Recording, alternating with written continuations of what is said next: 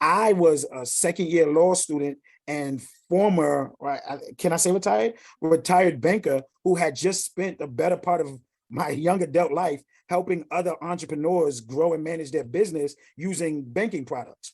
So I spent the better part of the last 10 years watching people do this. So I knew what steps to take. I knew what things to take. And then on top of that, I'm in law school learning. So again, God doesn't make mistakes, right? He gave me the first part of my career learning about business. And I spent many days at Chase. Like, damn, man, I just want to be my client.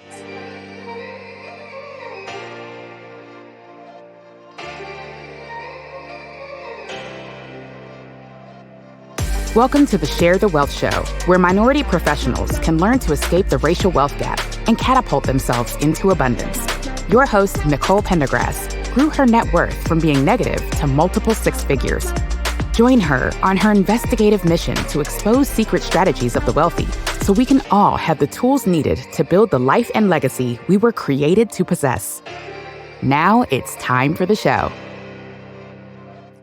All right, welcome back, everyone, for another episode of the Share the Wealth Show. This is the show where we discuss strategies on how to build, grow, and protect minority wealth. And today I have with me Mr. Donte Jones. And you guys, I already know this episode is going to be fire. And I'm really excited to dig in. I have a history with Dante. He is really good friends and frat brothers with my husband. He emceed our wedding. Like wow. You did. You forgot that. It wasn't even that long ago. But no, you saved us on that one, man. And he just has so much energy. He's very real and down to earth. So I know we're going to get the raw details today. But let me read the bio that I have for him so you guys go know a little bit about what's going on. So Dante was born and raised in East Harlem, New York. He earned his BS in finance from SUNY New Paltz. And it would be at New Paltz that he began to have experiences that would forever shape him as an individual. He joined two organizations that he credits with changing his life. INROADS, which is an internship organization for students of color, and Omega Psi Phi Fraternity. You could do a call if you want. Okay, you're doing this symbol. Dante started his professional career at JP Morgan Chase, where he spent 10 years as a business relationship manager. And after a decade in banking, he decided to earn his JD from the University of North Carolina School of Law. We will definitely dig into that. And right now he works as a corporate attorney at Nelson Mullins Riley and Scarborough, practicing mergers and acquisitions. Whew. That by itself is already like a lot. But then the main thing we're going to talk about today is Dante is the CEO and founder of Lyrically Correct, which is a music trivia card game created by him, his wife Tiffany, and his two cousins. And so when Dante is not functioning as a lawyer or business owner, he enjoys spending time with his wife, Tiffany, like I said, and his two children, Morgan and Dante Jr. And he also has all these philanthropic efforts that I didn't know anything about. So, this is good stuff, man. He's extremely proud of establishing Matthew Jones Scholarship as professional wardrobe given to students at his high school, his former high school, and then also being able to be one of the founding members of Cool Kids NYC. What does COOL stand for? I see all the dots. Creating our own legacy. I like that. Yeah. That's a good one. So that's a nonprofit organization committed to cultivating the next generation of socially conscious, service-minded leaders. And Dante believes that it is his duty to take knowledge and experience that he has gained and use it to help better the lives of children in the community. Man, nice. I definitely didn't know he had so much philanthropic stuff going on. I love it. And I like this title, co-founder and chief turnip officer. Oh, am I? Yeah, the cool thing about that is it's my company. I call myself what I want, right? All right. So what does the chief turnip officer do? To be honest, when we first started the company, as you mentioned, we started, my cousin and I, and our two wives, no one had any titles. We were kind of just, everybody was rolling up their sleeves and getting into it. So we picked our own titles. And I clearly you could tell, but I don't really care about titles, and so much of what I do, right, you don't know. I'm not the most humble guy, I'll be honest, right? But I don't brag in traditional ways. So I don't give a damn about a title. So yeah, I like to have fun. I think I'm probably the most fun out of all four of us. So I deemed myself the chief turnip officer. That's very appropriate. Very appropriate. Like, guys, if you could have seen him at my wedding, he's definitely the turnip king. So I think any other VJ or DJ or whatever what is it called? I don't even remember what the MC? MC, yes. Yes. Any other MC would have been boring. But you was definitely putting in a sweat. Okay.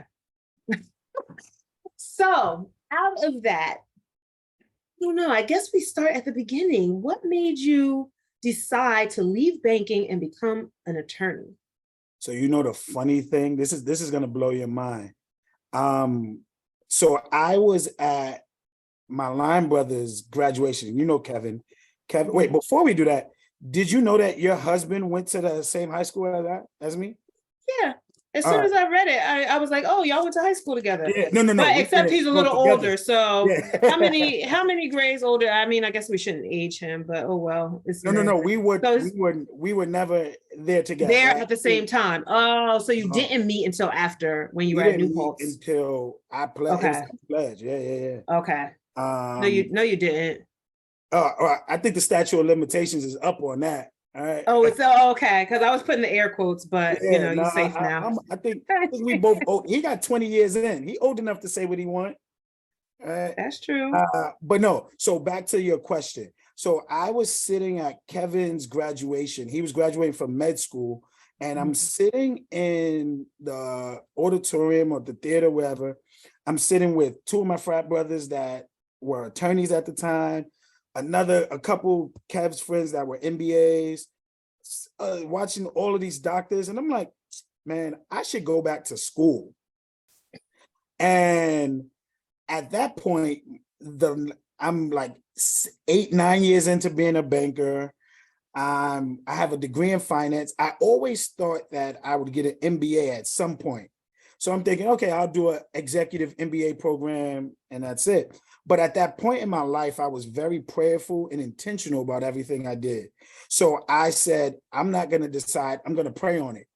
And that was Memorial Day weekend of 2017.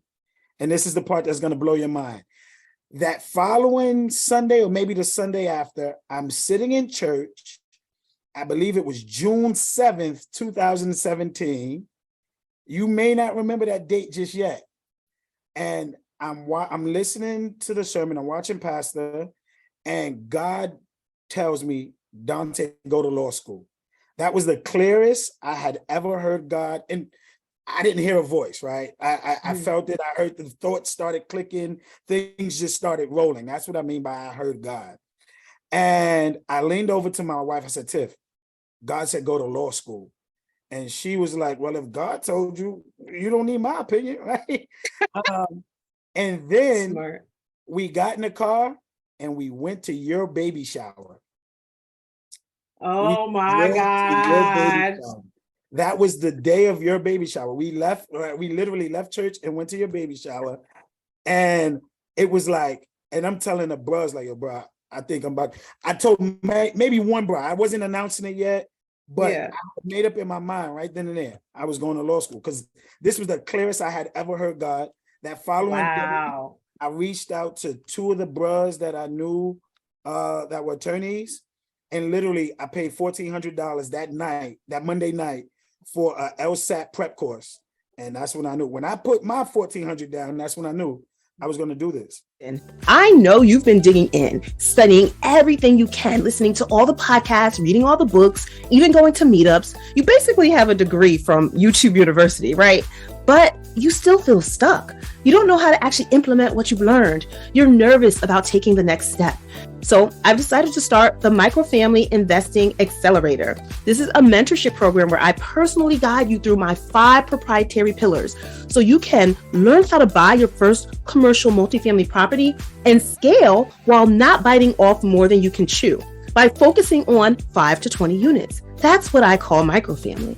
And so you can also get hands-on guidance from an experienced microfamily investor who's been right where you are. And so you can also create the cash flow needed to give you freedom and options to build the abundant life that you were destined to live. So I'll be limiting the first cohort because they'll have direct access to me and I will be heavily invested in their success. If you're ready to grab 2023 by the horns, schedule a free discovery call with me today. The link is in the show notes. And now let's get back to the show. Oh my God. So I had heard the story that you heard God telling you to go. But firstly, it's amazing that you remember those dates rolling off the top of your head like that. I'm just good with I remember. That's crazy. And the other thing is, hearing that story does not sound like, I had to look at the clock to see what year it was because I'm like, that was not 2017. That's crazy. Yeah. That does not seem like how many, she's 5. Yeah. That's insane. Like, you went to law school and are now practicing in the past 5 years. Yeah. And I've been practicing for about 2 years now. So and it just seems to me like that's mind-blowing in and of itself, because I just don't see where that time went. Because to me, even hearing about that story was like maybe a couple years ago. You know, like it doesn't. But that was one of the things that I felt. Yeah. I felt like people were just going and getting these degrees quick, banging them out. And I'm like, yeah, it'll be quick. And it was. But then, not when you're in it. When you're in it, it feels like, I know you had late nights and all that. It went quick for me. Oh, okay. Well, because you were destined, you were ordained to. I think that's the case as well. Yeah. Literally, I can do some more dates just to show you how good God is. I promise I'm not that smart. It was like June 7th, he revealed to me law school. September, I took the September 17th. Yes. September 17th, I took the LSAT.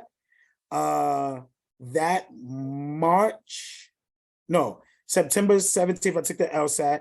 I got my results back sometime in maybe October. Something like that, or November. From November to January, I was working hard on my essays and applications, got the applications out. I was in Europe in February of 2018 when I got my first acceptance letter, and that was it. Then March is when I got into UNC, and we flew down to see the campus, everything like that. And by August of 2018, I was sitting in the Bronx packing up the truck to drive that. And I purchased a house in North Carolina before we went. And July of 2017, by August, we packed up the house and went down. Oh my God. See, okay. So a couple of things I'm getting already from that is just the speed of implementation. So it's not like you wait and sit on things and, I got to think, or I got to do more research, or I got to blah, blah, blah. Like literally, you heard God talk to you. The next day you talked to a couple of people. The next day you put $1,400 down on a prep course. And then a couple of months later, you were taking the LSAT. Who takes the LSAT in a couple of months when they don't have free law disposition or whatever it is? Yeah. So for you to say, I promise I'm not that smart, is definitely an understatement, because I don't know who else can practice, like can study for the LSAT in a couple of months and just pass it. It's all God. Like off a whim. It's all God. Yeah, I guess. Okay. So the next question before we get into the next thing, sure. How can people make sure they are open and receptive to hearing God?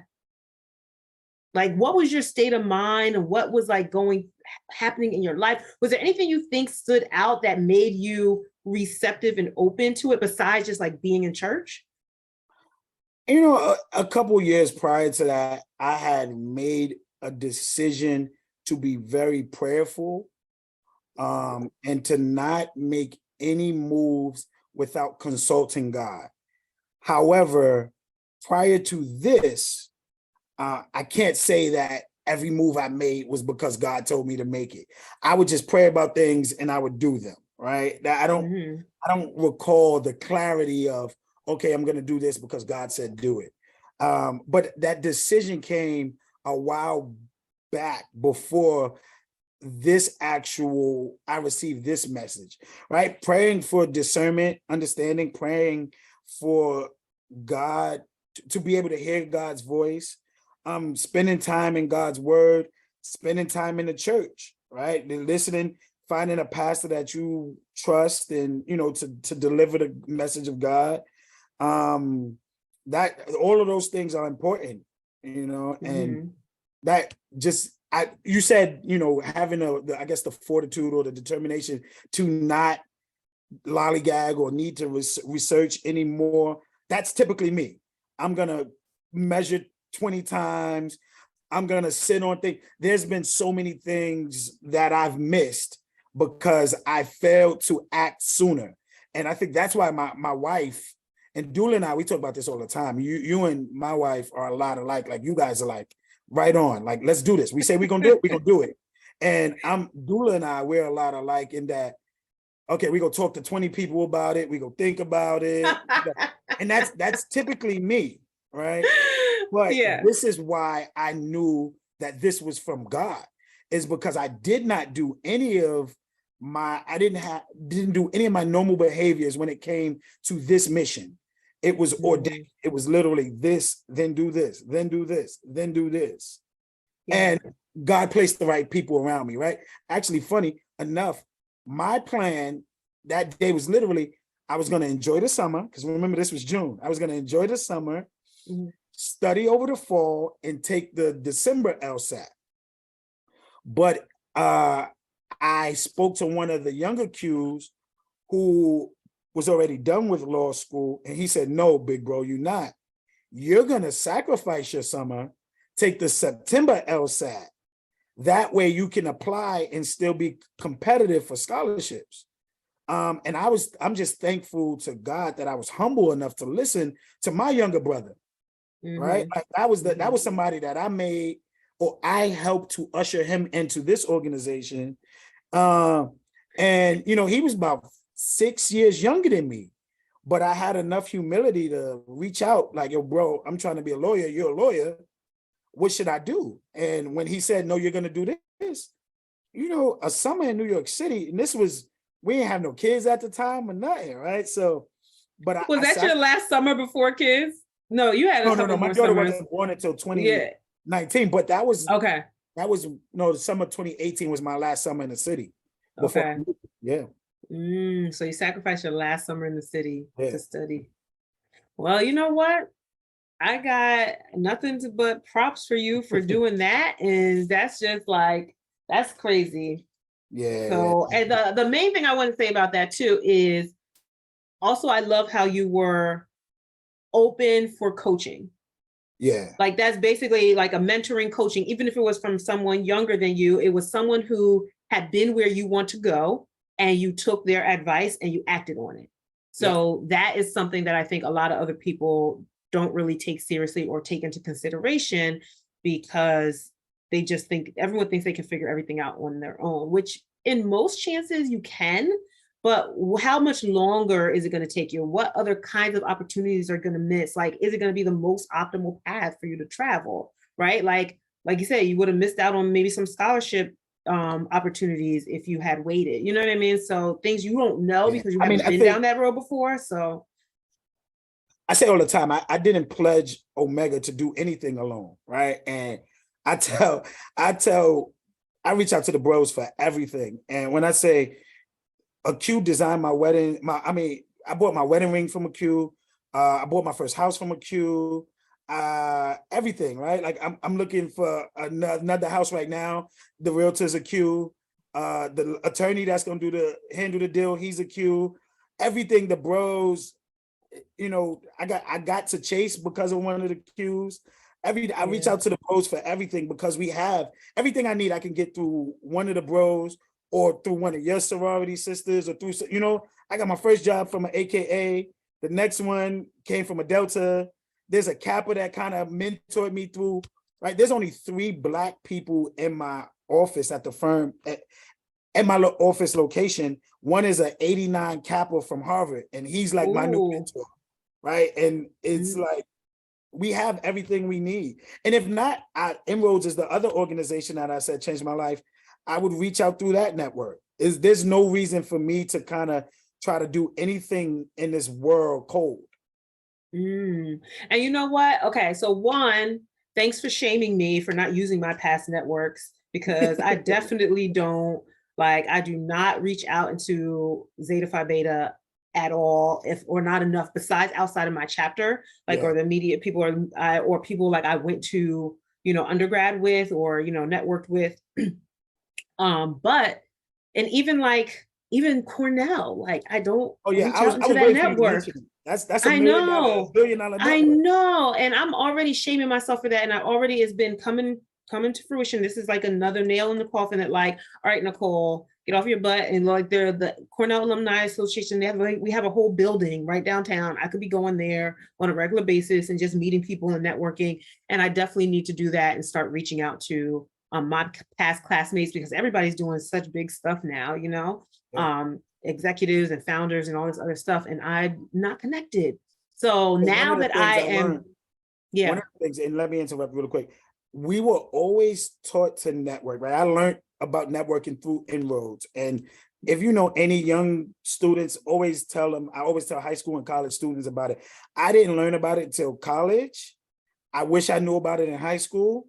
But we're taught to network, and you always think to network up, but networking across, right? And you just said $1 million thing. My classmates, right? When you guys are partying and turning up in Ithaca, you're not thinking about the people across from you, but 10, 15 years after that, right? We're going to say 5 because you're really young, but 5 years later, right? These people, these are the managing directors. These are the partners. These are the heads of hedge funds. And, so you have to network across as well. Yeah, no, that's 1,000%. These are politicians. These are just executives in every different types of, sector. One of my classmates got elected the first Black female president of the American Institute of Architects or something like that. So, there's people just are doing big things and making moves. And I just remember the college days, and I'm like, why do I not just stay in touch with people? But I didn't learn about networking growing up. I didn't learn about it in high school, didn't really learn about it in college, or the importance of it. I didn't really learn about it until I started getting into real estate. And then that's when I started learning how to network. And that's over the past few years has really started developing. And now I'm like, okay, now I know what I should have been doing 20 years ago. So it's never too late to start, just start. Yeah.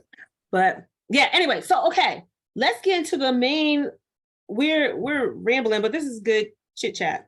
People are going to take lessons and get inputs and gems from that.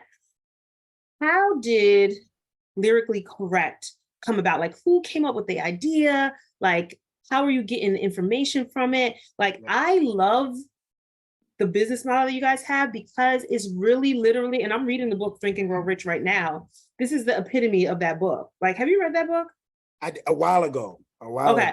Yeah, I read it a while ago. And so this is a reread with my book club, but it's literally any thought or imagination or anything in your head, you can just, with definitiveness of purpose, turn an idea into reality. And that's literally what you guys did.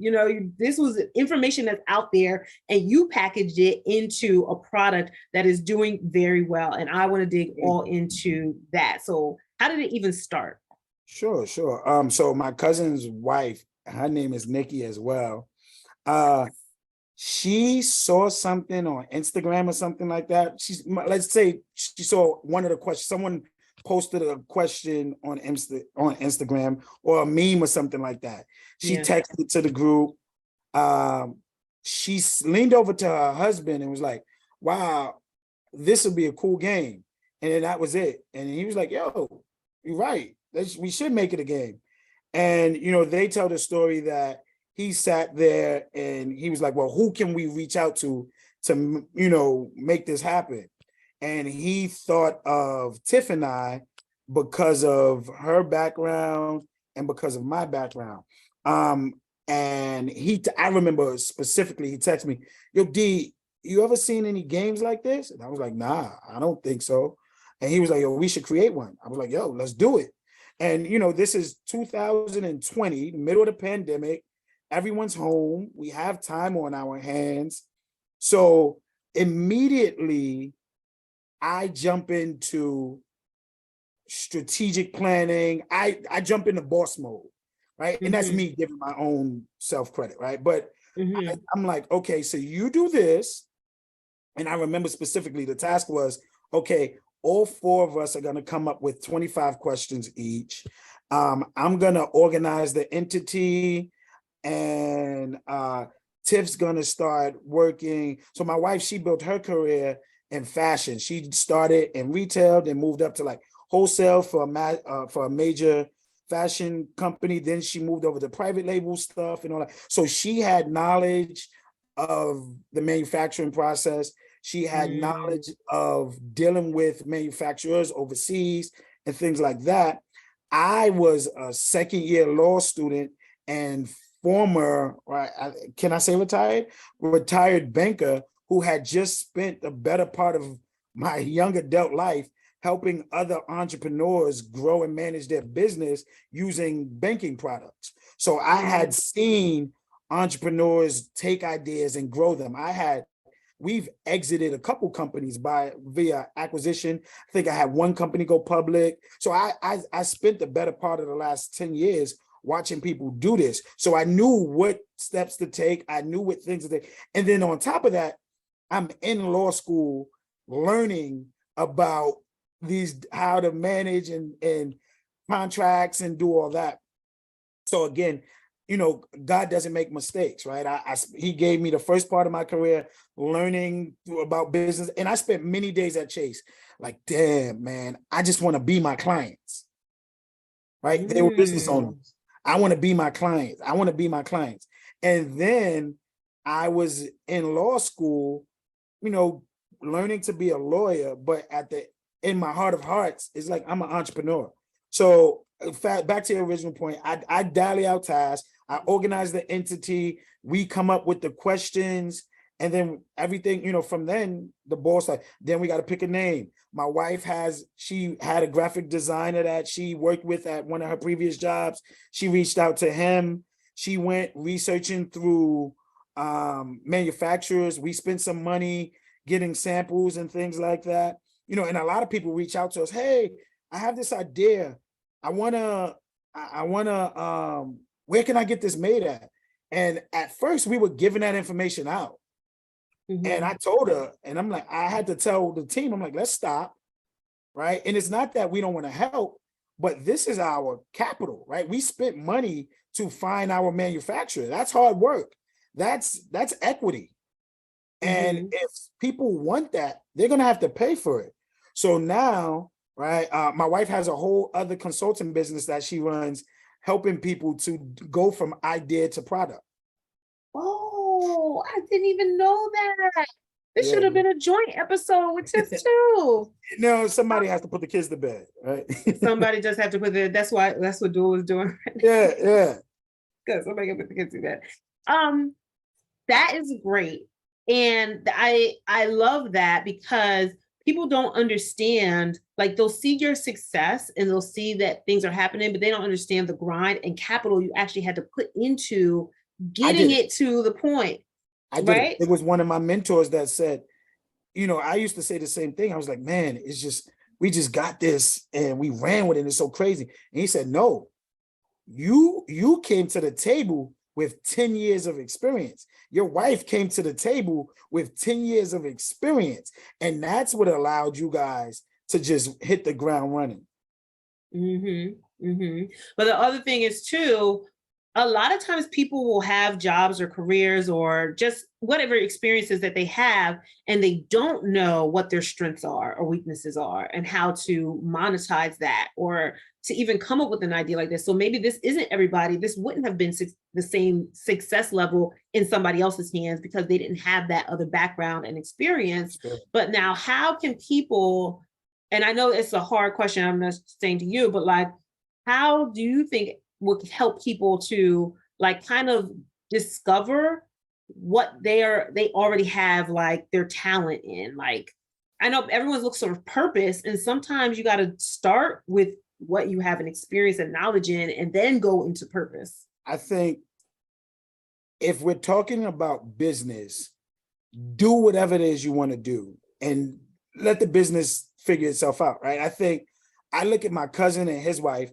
and I look at them the way I look at Tesla, or the way I look at maybe a Steve Jobs or something like that. They had an idea, Mm-hmm. and then my wife and I, we came and made it a business, right? So you don't need this expertise. If you're a fashion designer, just create the clothes, right? Eventually the business will get right? Everyone knows enough to say, okay, make this, sell this. And if you sell enough of it, then you can get the people in, or you can take the time to learn all of the rest of the pieces, right? I've watched that happen. We've all watched it happen, right? You look at the Steve Wozniak, Steve Jobs, and you look at, I forget the guy name who started Tesla, but it was, or the guy, right? It wasn't Elon Musk. Is it Elon Musk? Yeah. No. Elon Musk is space, right? Richard Branson, one of them. Elon Musk or Richard Branson. Is version. No, but what I'm saying, you know Elon Musk from Tesla, but Tesla is named after the creator of the person who had the idea for the electronic vehicle or whatever their core business is, right? Same thing with Uber. I just watched the Uber movie. The guy that we know to be the CEO and the one who made Uber big was not the creator of Uber. He was the business side of it. So creatives, go ahead and create. The business part will come. Okay, guys, don't kill me, but I'm going to have to cut this episode short. This is too juicy, and we need to do this in a part 2. So stay tuned for the next episode that airs, and you can hear the rest of our conversation. Did you love this episode of Share the Wealth Show? Be sure to connect with Nicole by following her on LinkedIn, Instagram, or Facebook. If you picked up any of the gems that were dropped by today's guest, make sure you not only put them in your bag, but if you know of someone who would benefit from this information, don't keep it to yourself. Share the wealth, and make sure to leave us a rating and review. We'll see you for next week's episode. Subscribe so you'll be notified.